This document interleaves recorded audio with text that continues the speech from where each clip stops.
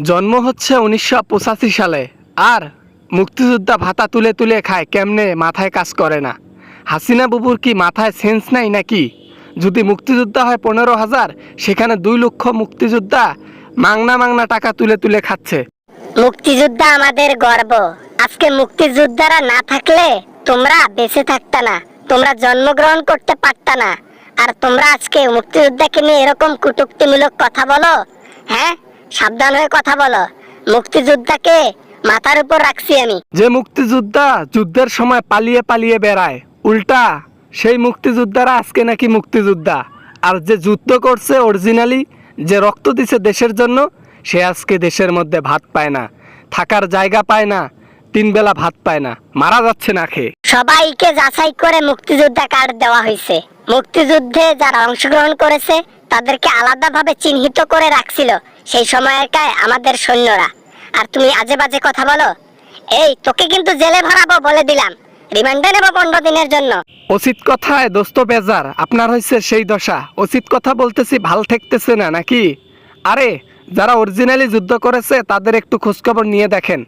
আপনি তাদেরকে দেখেন তারা কি অবস্থায় পড়ে আছে, না খেয়ে মারা যাচ্ছে, থাকার পর্যন্ত জায়গা নেই। আর এদিকে যারা যুদ্ধ করে নাই তাদেরকে থাকার জন্য 2 তলা বিল্ডিং করে দেওয়া হচ্ছে। বাহ বাহ, কম দিয়েছি তাদেরকে, এটাও কম হইছে। আমি তো চাইছিলাম আরো 10 তলা বিল্ডিং করে দেই, তারপরও আমার মনটা শান্তি হইতো না। কারণ মুক্তিযোদ্ধারা যা করেছে আমার দেশের জন্য তা সাধারণ জনগণ বুঝবে না, আমি হাসিনা বুঝি। তাই উল্টাপাল্টা কথা না বলে রেসপেক্ট করে মুক্তিযোদ্ধাদের। রইল তাহলে মুক্তিযোদ্ধার কথা। এখন আসি কোটায়।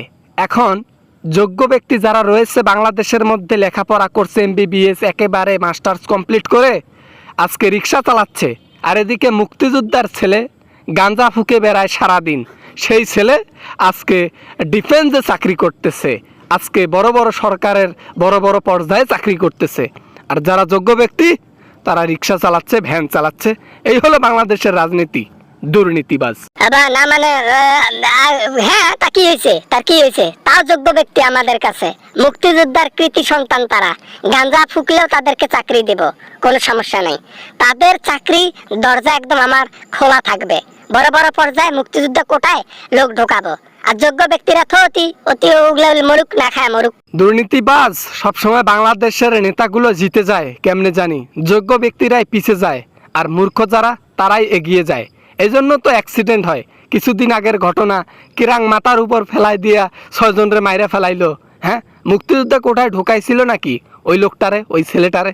হয়তো যোগ্য ব্যক্তি সেখানে ঢুকাইলে তারা বুঝতে পারতো যে এটা কতটুকু ওজন নিতে পারবে আর কতটুকু নিতে পারবে না। থাক থাক, জব্বর ধুলাই খাইলাম মুক্তিযোদ্ধার কোটাকে নিয়ে। আন্দোলন চলতেছে, চলুক, সমস্যা নাই, আর কথা বলতে চাই না।